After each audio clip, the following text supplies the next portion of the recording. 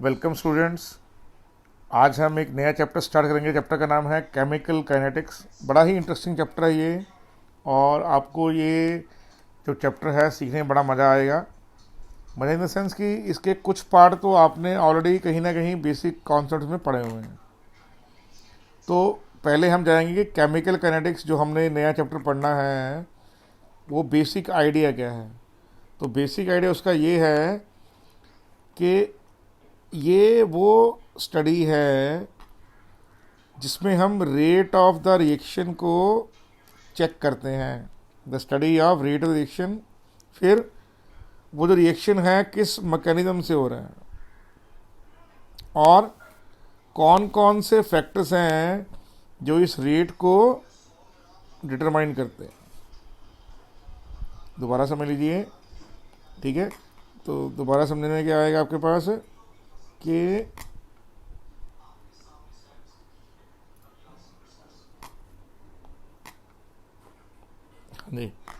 the branch of the chemistry deal with the study of the rate of the reaction, the mechanism followed by the reaction, and the various factors on which rate of the reaction depends is called chemical kinetics.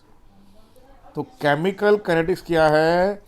Rate of the reaction है, उसका mechanism है, और वो factors हैं जिन पर rate of reaction depend करता है।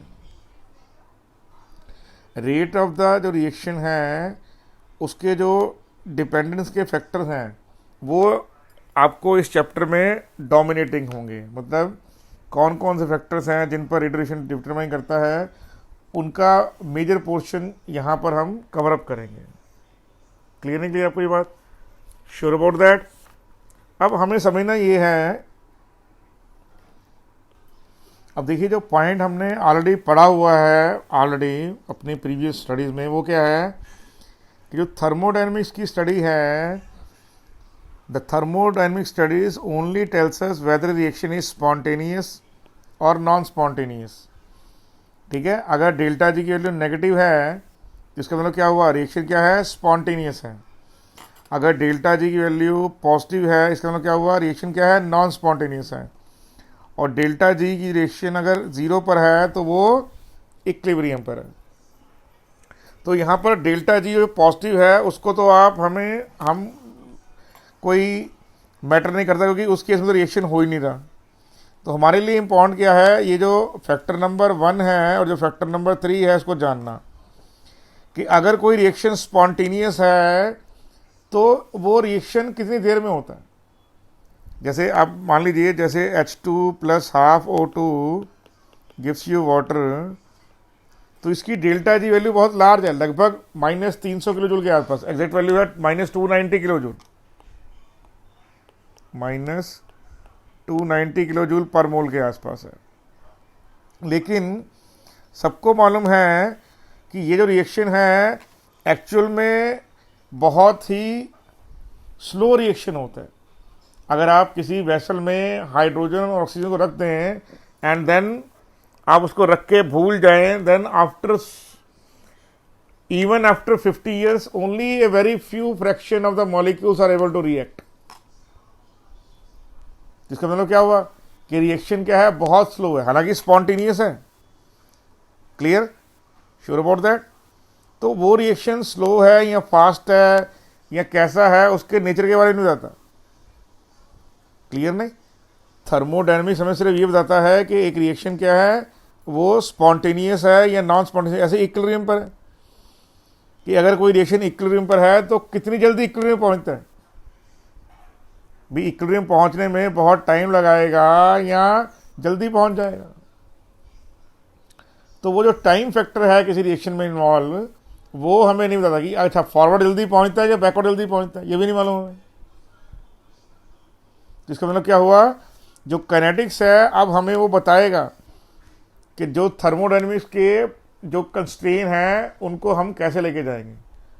Sure about that है ना? लास्ट टाइम आपने पिछले चैप्टर पढ़ा ही हुआ है कि जो हमारे पास वैल्यू है डेल्टा जी की, वो इक्वल टू -FE सेल है। यहाँ जो डेल्टा G0 है वो -F0 E0 सेल है या फिर -2.303 RT log K के इक्वल है। तो ये थर्मोडायनेमिक्स है with the cell reactions also. तो जो डेल्टा जी है रिएक्शन की, वो हमें सिर्फ ये बताती है कि ये रिएक्शन स्पॉन्टेनियस है या इक्विलिब्रियम पर है। हमें ये नहीं बताएगा कि वो रिएक्शन कितना फास्ट है, कितना स्लो है, या क्या कंडीशन है जिसके अंदर वो रिएक्शन फिजिबल होता है, वो पॉसिबल होता है। Are you sure about that? Clear नहीं क्लियर? तो अब हम चेक करते हैं। अब देखिए, हम जो वेरियस फैक्टर्स है वो भी चेक करने हैं हमें कि जो कंसंट्रेशन है,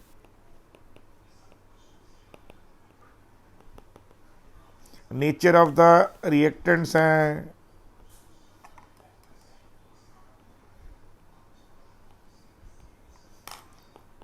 टेम्परेचर है, प्रेशर है, सरफेस एरिया है, ठीक है, लाइट है, प्रेजेंस ऑफ लाइट, कैटलिस्ट है, all they play very important role in determining the rate of reaction. तो अभी हम दोबारा इसको जब लिखेंगे तो एक ऑब्वियस ऑर्डर में लिखेंगे, लेकिन बता रहा हूँ आपको कि कंसंट्रेशन है, नेचर ऑफ रिएक्टेंट है, टेम्परेचर है, प्रेशर है, सरफेस एरिया, लाइट है, कैटलिस्ट है, ये सब फैक्टर भी आपको मालूम होने चाहिए, ठीक है, डिफरेंट रिएक्शन के लिए। इंपॉर्टेंट बात यहाँ पर है, जो कैटलिस्ट होता है वो सिर्फ और सिर्फ किसी स्पॉन्टेनियस रिएक्शन में ही काम कर सकता है। तो कैटलिस्ट जो है वो नॉन स्पॉन्टेनियस में काम नहीं करेगा। ये नहीं है कि कोई रिएक्शन हो नहीं रहा तो कैटलिस्ट डाल दो, नहीं। कैटलिस्ट वहीं काम करेगा जहां पर क्या होगा, जहां पर रिएक्शन स्पॉन्टेनियस होगा। कैटलिस्ट रेट ऑफ रिएक्शन को बढ़ा देगा, लेकिन किसी नॉन स्पॉन्टेनियस रिएक्शन को स्पॉन्टेनियस नहीं बनाएगा। ये आप याद रखिएगा अपने माइंड में, ठीक है ना। नेक्स्ट टाइम क्या करेंगे, नेक्स्ट टाइम पढ़ेंगे रेट ऑफ द रिएक्शन क्या है। तो मान लीजिए एक रिएक्शन है, A mole of A plus B mole of B gives you X mole of C। The rate at which reactants disappear or the products appear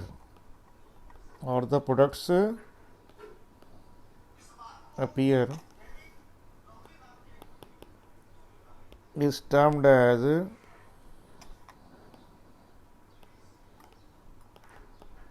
rate of the reaction, is termed as rate of the reaction। Clear आपको ये बात? किस rate पर क्या हो रहा है? The rate at which what happens, reactant disappear हो रहे हैं और प्रोडक्ट क्या होते हैं, अपीयर होते हैं। क्या होते हैं? अपीयर होते हैं। उसकी स्टडी को क्या बोलते हैं हम? Rate of reaction. क्लियर है आपको? द रेट एट विच, तो रेट मतलब क्या हुआ है? Rate of change in concentration और rate of change in pressure, ठीक है।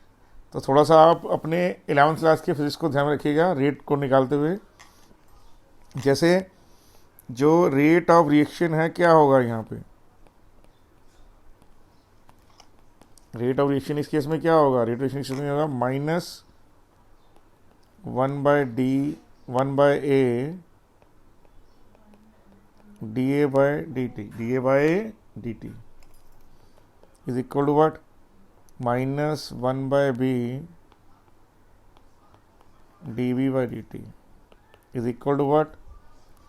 1/x dC/dt। अब चेक कीजिए, A mole of A react with B mole of B to give you X mole of C। तो A क्या है? Stoichiometric coefficient of A। B क्या है? Stoichiometric coefficient of B। और X क्या है? Stoichiometric coefficient of C। Negative का मतलब क्या है? यहाँ नेगेटिव मतलब है डिसअपीयरेंस। याद रखिए, रेट ऑफ रिएक्शन कभी नेगेटिव नहीं होता। जहाँ नेगेटिव लिखा है उसका मतलब है वो जो रिएक्टेंट है वो डिसअपीयर हो रहा है, और जहाँ नेगेटिव नहीं लिखा हुआ, क्योंकि पॉजिटिव लिखते नहीं है, तो वहाँ पर मतलब है वो प्रोडक्ट है, वो अपीयर हो रहा है। तो नेगेटिव मतलब क्या हो यहाँ पे? Disappearance. Rate of reaction can never be negative, ठीक है। तो आप बोल सकते हैं कि एक रेट ऑफ रिएक्शन क्या है? तो रेट ऑफ रिएक्शन है at the reactant the rate at which reactant disappear और प्रोडक्ट अपीयर्स। तो डिसअपीयरेंस का शो करते हैं नेगेटिव से, अपीयरेंस का क्या करते हैं हम पॉजिटिव से, और पॉजिटिव को लिखा नहीं गया यहाँ पे। Are you sure? तो अब हम इसको आगे डिफाइन करते हैं। इसमें क्या हो गया हमारे पास, क्या हो गया यहाँ पे, the rate of the reaction is equal to the rate of disappearance और rate of appearance of a substance divided by its stoichiometric coefficient. दूसरा इंपॉर्टेंट बात क्या है, जो रेट ऑफ द रिएक्शन है, rate of the reaction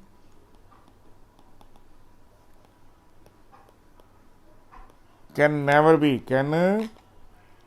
B what, can never be negative, can never be negative. Sure? Negative symbolizes only disappearance. Negative symbolizes decrease in concentration. Decrease in concentration. जो concentration decrease है वो कौन show करता है, वो show करता है negative का सिंबल। क्या शो करता है बेटे? नेगेटिव का सिंबल शो करे। तो नेगेटिव का सिंबल मतलब क्या है यहाँ पे, कि डिक्रीज हो रहा है। क्या हो रहा है यहाँ पे? डिक्रीज हो रहा है। Are you sure about that? ये मीनिंग पता लग गया आप लोगों को?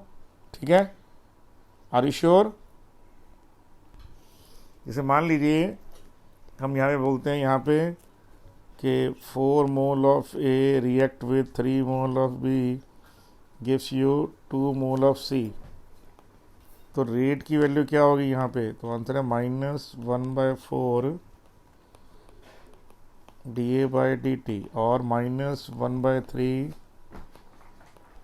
dB/dt। और बट प्लस को लिखने शो नहीं करेंगे तो +1/2 dC/dt। आप इसको चाहें तो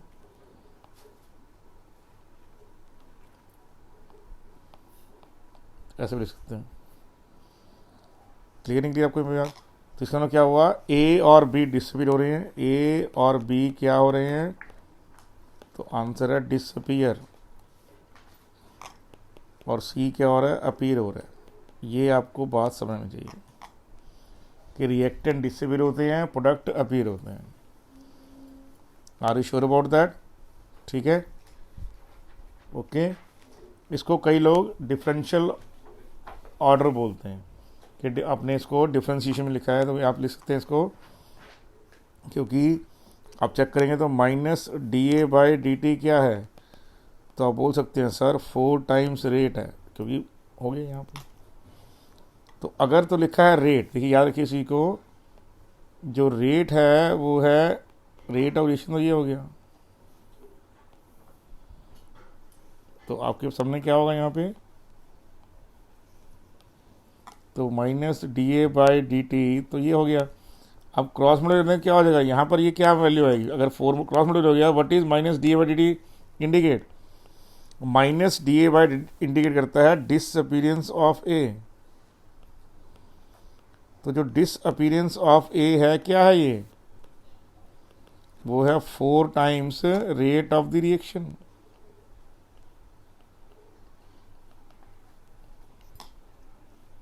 क्लियरिंग दिए। उसी तरह से तो आप इसमें से कुछ भी ले लेंगे, आपकी अपनी मर्जी है। यहाँ कि आप सोचें रेट की वैल्यू क्या है, तो आंसर है -1/3 dB/dt। तो क्या है, rate equal to -1/3, minus indicate what, minus does not means anything, minus means only disappearance. 1/3 disappearance of B/dt, तो बोल सकते हैं -dB/dt। तो माइनस का मतलब क्या है, यहाँ पे डिसअपीयरेंस है। Rate of disappearance of B, कैसे बोलेंगे, rate of disappearance of B by change in temperature sorry change in time, okay, is equal to what, 3 times the rate of the reaction.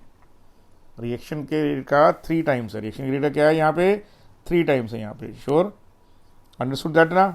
ये छोटे छोटे पॉइंट हैं, आपको मालूम होने चाहिए। Are you sure? छोड़ देना टाइप। और जो रेट है किसके इक्वल है, रेट है 1/2 dc/dt। अब dc/dt क्या है, तो आप बोल सकते हैं rate of appearance of C is equal to 2 times rate of reaction. तो ये छोटे छोटे पॉइंट हैं, आपके माइंड में क्लियर होना चाहिए। Are you sure? अब देखिए, अगर चेक किया जाएगा तो जो रिएक्शंस रेट हैं वो है, एक तो होते हैं वेरी फास्ट रिएक्शन, जैसे न्यूक्लियर रिएक्शन बहुत फास्ट होते हैं, उनको तो छोड़ दीजिए, वो तो केमिकल काइनेटिक्स से पढ़ाई जाएंगे, आपको न्यूक्लियर केमिस्ट्री में पढ़ाए जाएंगे।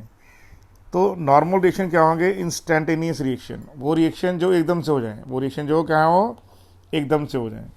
दूसरे क्या होंगे, एक्सट्रीमली स्लो रिएक्शन। और तीसरे क्या होंगे, मॉडरेट रिएक्शन, या फिर क्या होंगे, measurable speed reactions. Are you okay with that? तो इंस्टेंटेनियस रिएक्शन कौन से होते हैं, इंस्टेंटेनियस रिएक्शन वो होते हैं जो एकदम से हो जाते हैं। क्या होते हैं, जो एकदम से हो जाते हैं, कि आपने ऐसी रिएक्टेंट को ऐड किया और इमीडिएट आपके प्रोडक्ट आ गए। एक्सट्रीमली स्लो क्या है, इंस्टेंटेनियस रिएक्शन क्या होते हैं, most of ionic reactions are what, कि जब हम आप करते हो ना, कि जैसे सिल्वर नाइट्रेट को ऐड किया आपने NaCl में, तो वाइट PPT ऑफ AgCl बाहर आ गया, तो वो इंस्टेंटेनियस है उसी समय पे। प्रैक्टिकल्स में करते हैं आप लोग, ठीक है ना। आपने क्या लिया, आपने लिया सिल्वर, आपने लिया मान लीजिए सोडियम सल्फेट, उसमें डाल दिया बेरियम क्लोराइड, तो क्या होगा, इंस्टेंटेनियस उसी समय क्या होगा, white PPT of barium sulphate नीचे आ जाएगी। तो ऐसी रिएक्शन क्या बोलेंगे, इंस्टेंटेनियस रिएक्शन, ठीक है ना। इसका मतलब क्या हुआ कि वो रिएक्शन जो एकदम से आपको मिल जाते हैं, ठीक है। इंस्टेंटेनियस रिएक्शन कौन से होंगे, the ionic reaction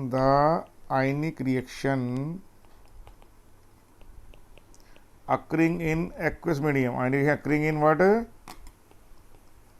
aqueous medium। जो आयनिक रिएक्शन कहाँ होंगे, एक्वस मीडियम में होंगे ना, वो क्या होंगे, वो होंगे इंस्टेंटेनियस। कौन से होंगे, वो इंस्टेंटेनियस रिएक्शन होंगे। जैसे मान लीजिए आपके पास क्या है, आपके पास सिल्वर नाइट्रेट है एक्वस मीडियम में, आपने उसमें NaCl ऐड कर दिया, तो क्या होगा, आपको मिलेगा white PPT of AgCl, plus क्या मिलेगा आपको, प्लस मिलेगा आपको यहाँ पर सोडियम नाइट्रेट एक्वस मीडियम में। तो ये जो वाइट PPT का मिलना है इमीडिएट,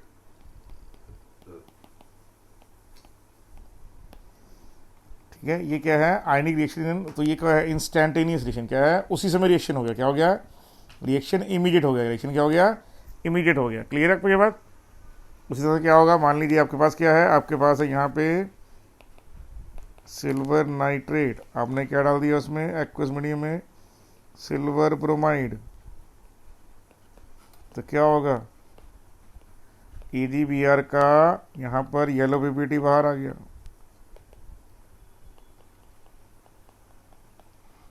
ये कौन सा रिएक्शन है, इंस्टेंटेनियस रिएक्शन। कौन सा रिएक्शन है ये, instantaneous reaction. Are you sure? मान लीजिए हमारे पास क्या है, हमारे पास है बेरियम क्लोराइड का एक्वस सॉल्यूशन, हमने इसमें क्या डाल दिया, सोडियम सल्फेट, तो क्या होगा, white PPT of barium sulphate immediate आ गया, +2 NaCl। तो ये जो वाइट PPT आया, ये क्या है यहाँ पे, इसको हम बोलते हैं इंस्टेंटेनियस रिएक्शन। वो रिएक्शन जो इमीडिएट हो गए, वो रिएक्शन कौन से, जो इमीडिएट हो गए, ठीक है। तो ये रिएक्शन क्या होते हैं, ये रिएक्शन होते हैं एक्सट्रीमली फास्ट। क्या होते हैं ये, एक्सट्रीमली फास्ट रिएक्शन होते हैं। तो इन रिएक्शन में, जिनको हम इंस्टेंटेनियस रिएक्शन बोलते हैं, इनका क्या होता है, नॉट पॉसिबल टू स्टडी।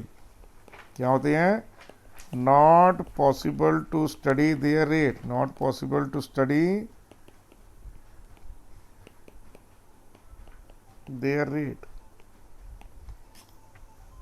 इनके रेट को स्टडी करना क्या है, बड़ा मुश्किल है। क्या है, बड़ा मुश्किल है, ठीक है। क्लियर क्लियर, लेकिन जरूरी नहीं है, याद रखिए इस चीज़ को। तो बहुत सारे ऐसे रिएक्शन होंगे, ठीक है, जो आपको प्रेसिपिटेशन में मिलेंगे इस तरह से।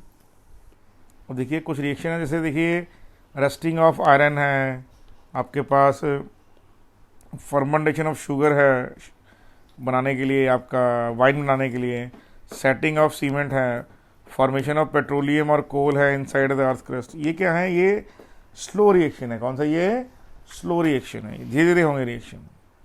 क्लियर नहीं क्लियर आपको मेरी बात?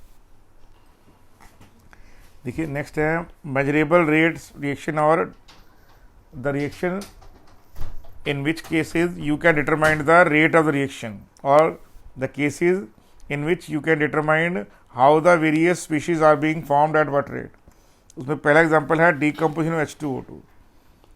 तो जो H2O2 है ये डीकम्पोज हो क्या दे रहा है आपको? Half mole of O2 plus H2। ठीक है। दूसरा है आपके पास एस्ट्रिफिकेशन।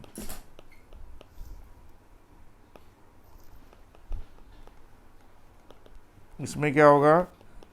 मान लीजिए एसिटिक एसिड है, उसका आपने ROH के साथ रिएक्शन करवाया इन प्रेजेंस ऑफ H2SO4, तो क्या बना आपके पास? स्वीट स्मेलिंग एस्टर्स बन गए आपके पास along with formation of water. तो ये भी क्या है? ये भी एक उसी तरह कि जो मॉडरेट रेट पे, किस पे हो रहे हैं? मॉडरेट रेट पे रिएक्शन हो रहे हैं। तीसरा जो एग्जांपल है वो है हमारे पास oxidation of ammonia.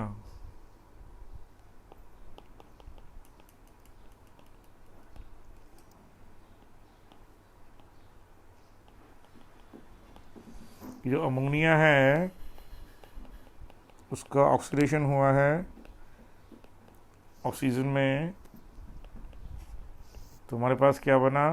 NO plus हमारे पास बना वाटर।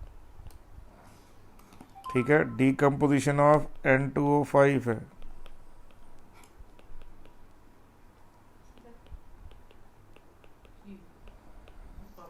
तो ये आपके पास क्या है? ये हमारे पास क्या है? ये मेरे पास है यहाँ पे।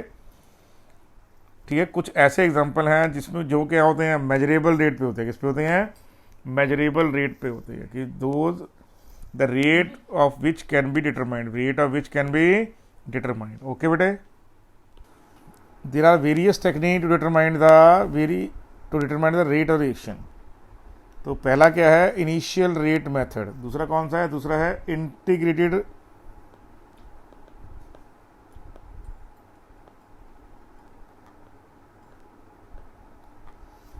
Rate law method. ठीक है। ये सब एक्सपेरिमेंटली होंगे। तीसरा है हाफ लाइफ मेथड।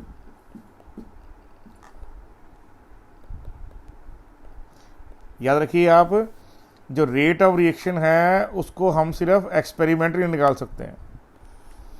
तो और कौन कौन मेथड है यहाँ पे?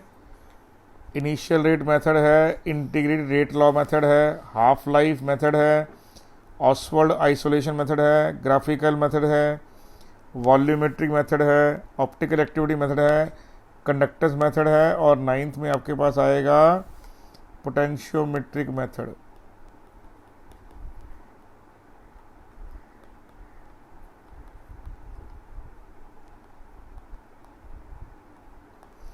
तो ये 9 डिफरेंट तरह के मेथड्स हैं जिनसे आप निकाल सकते हैं कि कैसे रेट ऑफ रिएक्शन। मैं दोबारा बोल रहा हूँ, rate of reaction can only be determined experimentally. कोई थ्योरी इसको डिफाइन नहीं करेगी। Are you sure about that? Very good. अब हम दोबारा चेक करते हैं कि मान लीजिए कोई भी आपको रिएक्शन गिवन है, जैसे मान लीजिए 5 मोल of A plus 2 mole of B gives you 4 mole of C plus 5 mole of D। तो अगर मैं पूछूं रेट क्या है, तो आप क्या बोलेंगे? -1/5 rate of disappearance of, minus का मतलब क्या है? डिसअपीयरेंस, -12 dV/dt, प्लस नहीं लिखते तो 1/4 dC/dt, 1/5 dd/dt. Okay, these are what various indication how you will write rate of reaction. So if I ask you what is rate of disappearance of A, you will write 5 times rate. If I ask you what is rate of disappearance of B, you will write 2 times rate. If I ask you what is rate of appearance of C, you will say 4 times R. If I ask you what is rate of appearance of D, you will say 5 times R. So rate of the reaction and rate of the reactant or product, okay, you can determine from each other, where concentration of A can be either in mole per liter if it is given in solution, or it can be determined by atmospheric pressure or by bar pressure if gases reactants are given. Okay, so you have, and remember that rate of the reaction always has unit. Rate of the reaction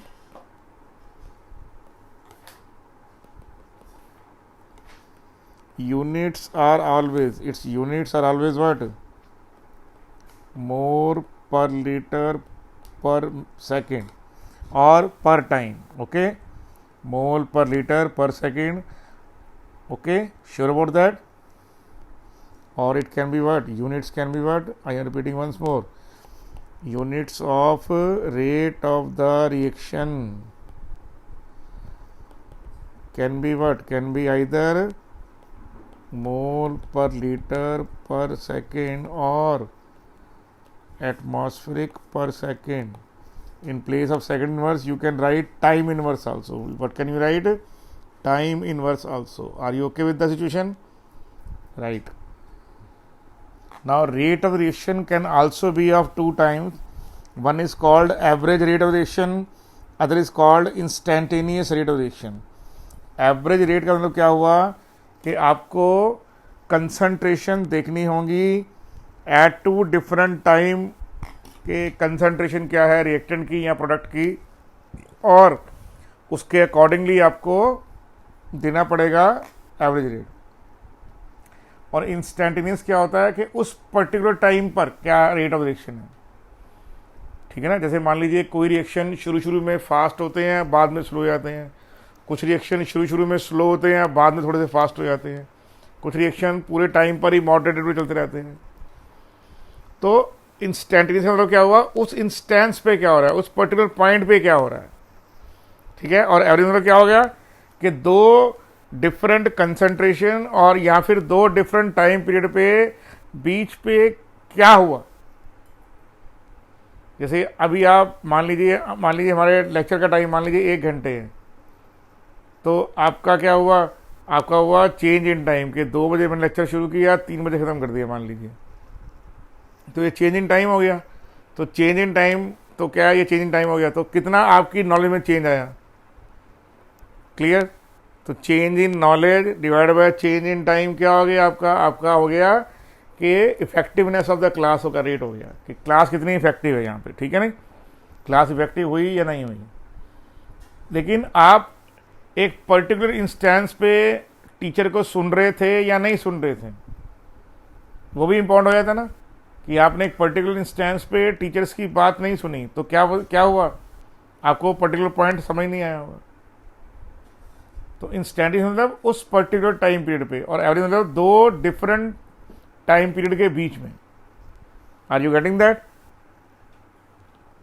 और देखिए यहाँ पे क्या हो रहा है, तो अगर आप चेक करेंगे यहाँ पर ये कंसंट्रेशन जो मोल पर लीटर दे रखी है और टाइम का ग्राफ है, तो क्या हो रहा है, जैसे जैसे टाइम बढ़ रहा है क्या हो रहा है, concentration of the reactant is decreasing, जो कंसंट्रेशन है वो डिक्रीज हो रही है। क्लियर नहीं क्लियर आपको, श्योर अबाउट दैट। तो ये आपने इसको एक एक्सपोनेंशियल डिक्रीज दिखाया हुआ है, क्लियर नहीं क्लियर। तो यहाँ पर क्या हो जाएगा, डिक्रीज, ये चेक कीजिए, कंसंट्रेशन पहले हाई है, बाद में क्या है टाइम के साथ स्मॉल हो जा रही है। This is high concentration values, this is low concentration values. As the time passes concentration reacted is decreasing, इसलिए इसको डिसअपीयरेंस में किसमें लिखेंगे, डिसअपीयरेंस में। क्लियर नहीं क्लियर।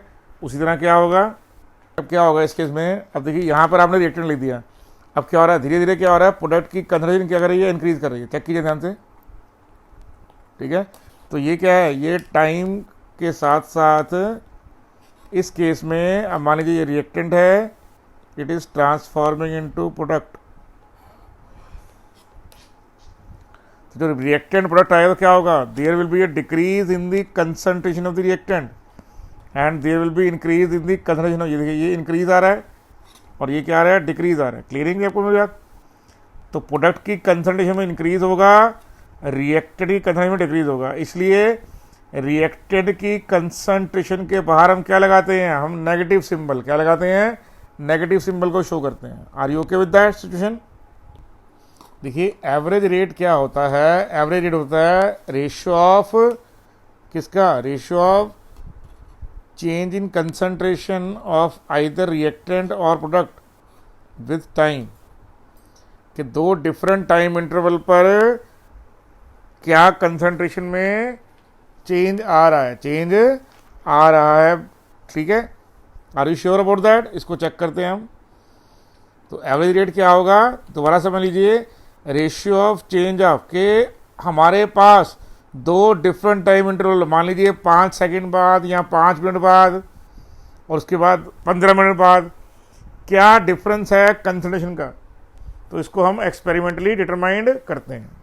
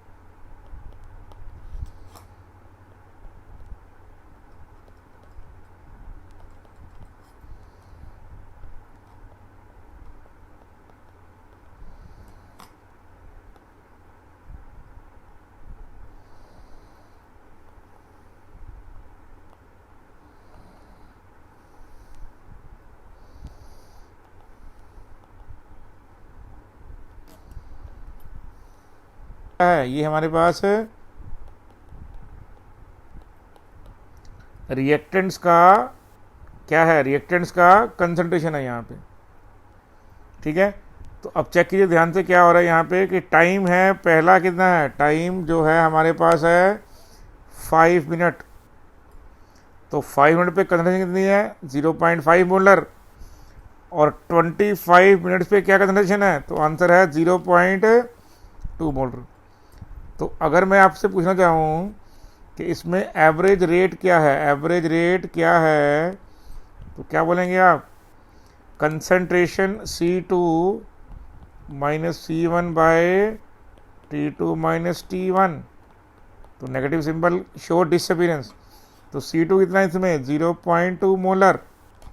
चेक कर लीजिए, ये C2 है, ये T2 है, तो T2 पर क्या है यहाँ पे, ये C2 है। तो T1 है यहाँ पे, तो T1 पे ये C1 है। तो C1 कितना है यहाँ पे, C1 की वैल्यू है 0.5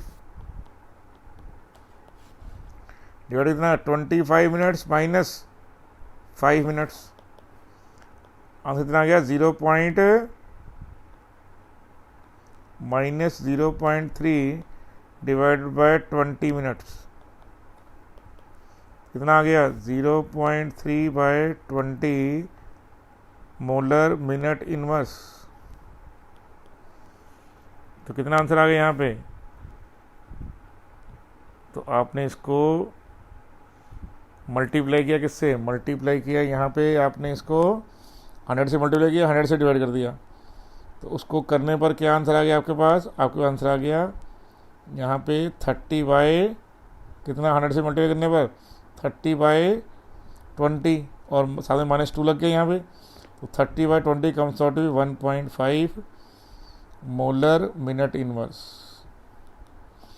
ये क्या है हमारे, ये हमारे पास आ गया एवरेज रेट। क्या आ गया हमारे पास, एवरेज रेट। ठीक है बेटे, इसलिए नेगेटिव में यहाँ पर हुआ। Are you sure about that?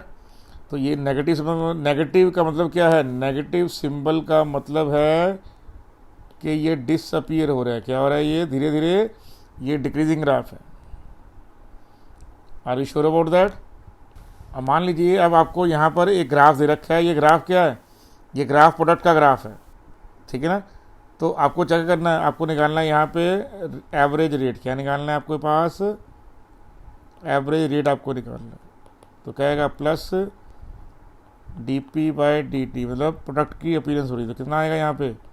C2 minus C1 divide by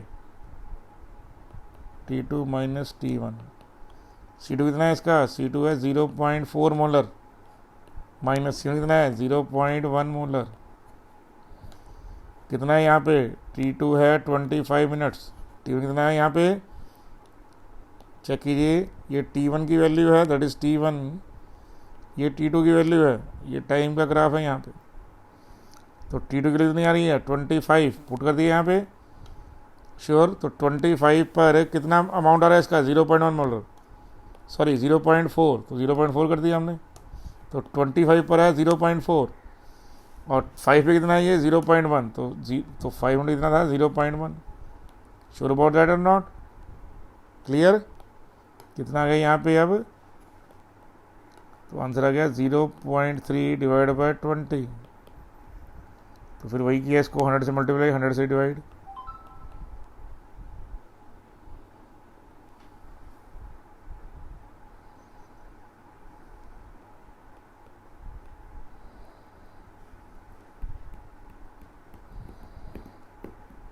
ठीक है जी, मोल पर मिनट। तो मोलरिटी क्या होती है? मोलरिटी होती है मोल पर मिनट, ठीक है ना। तो इस तरह से आपने ये क्वेश्चन कर दिए, ठीक है बेटे।